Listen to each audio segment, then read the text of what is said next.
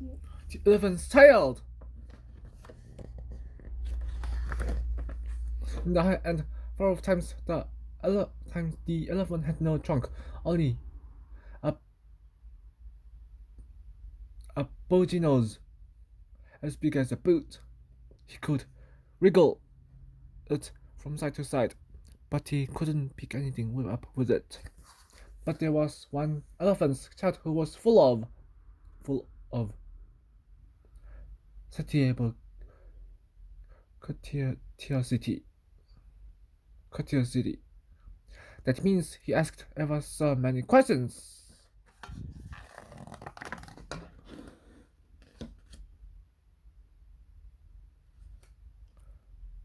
He asked his hairy uncle, the baboon, why melons tasted just so, and his uncle pinched him with his hairy paw. He asked his tail uncle, the giraffe, what made his skin spotty, and his uncle carved him with his hard hoof. He asked his broad aunt, the hippo, the giraffe, the hippo, why her eyes were red, and his aunt splashed him with her broad hoof, but still he was full of satiable curiosity. One day, the elephant's child asked, "What does the crocodile have for dinner?" But his family just said, "Hush!" So, the elephant's child went to the cupboard and asked, "What does the crocodile have for dinner?" Go to the banks of the great Green Limpopo River and find out, said the bird. So, the next morning, the satiable elephant's child set off to find the great Green Limpopo River. Goodbye! Now this satiable elephant's child had never seen a crocodile and did not know what one was like. The first creature that he found was a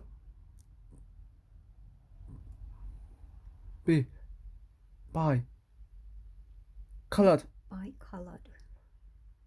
fawn rock snake caught around the rock.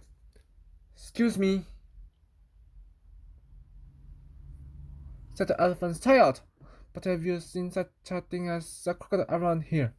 And could you tell me what he has for dinner?" But instead of answering, the snake gave the elephant's child a sharp slap with his scaresome, flaresome tail. Further on, the elephant's child shot on what looked like a log at the edge of the Limpopo River, but it was really the crocodile. "Excuse me," said the elephant's child.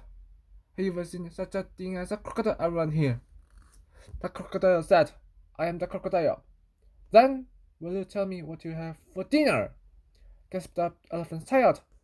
"Come close and I whisper," said the crocodile. The elephant's child put his ear to the crocodile's musky mouth.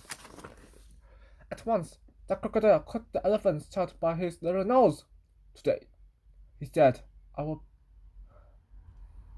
will begin with elephant's child." "Let go," the elephant's child said, speaking through his nose. "You heard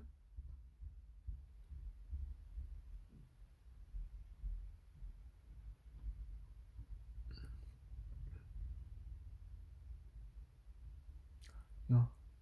Hurting me.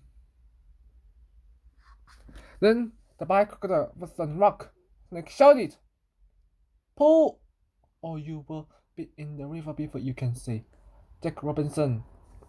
So the elephant child sat back on his little haunches and pulled and pulled and pulled, and his nose began to stretch. Then the snake came and knotted himself in a double clove that round the elephant's hind legs. They both pulled together. The elephant's child's nose grew longer and longer. At last, the crocodile let go of the elephant's child's nose with a plop. that he could hear from 4 miles around. Splash! The elephants that were wrapped his poor in banana leaves and hung it in the river. What are you doing it for? Asked the snake. My nose is all out of shape, said the elephant child, and I'm hoping it will shrink. Then, after I landed on the elephant child's shoulder, he lifted up his long nose and smacked it away. Aha! Said the snake. You couldn't have done that with a mere small nose. Splat! In the afternoon, the snake asked, Isn't the sun hot? Yes, said the elephant's child. He scooped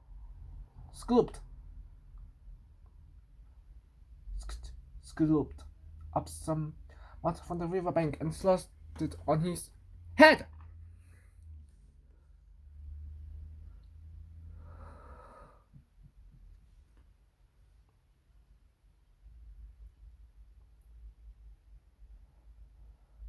It made a cool mud cap all chocolate behind his ears.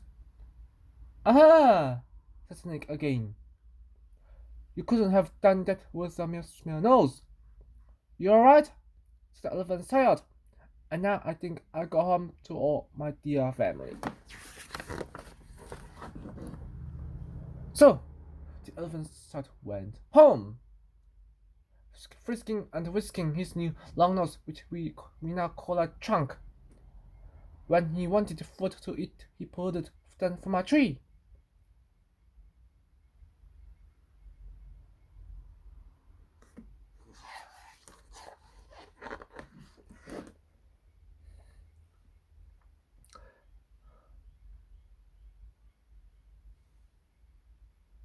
When flies but he broke off the branch of a tree and used it as a sweat.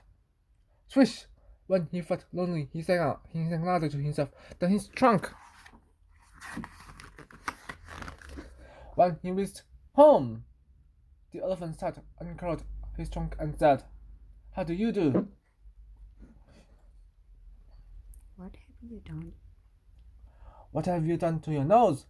Asked his tall uncle the giraffe. It looks very ugly, sniffed his broad and the hippo. Indeed, said his hairy uncle the baboon. But it's useful, said the elephant's child. He picked up his hairy uncle the baboon and dropped him into a thorn bush. Then he trumpeted in the ear of his tall uncle the giraffe and blew bubbles at his broad aunt the hippo. The new nose was so useful that all the elephants hurried to the banks of the Limpopo River to borrow new noses from the crocodile. Ever since then, all the elephants you will ever see, and those you won't, have noses precisely like the trunk of the satiable elephant child. The end.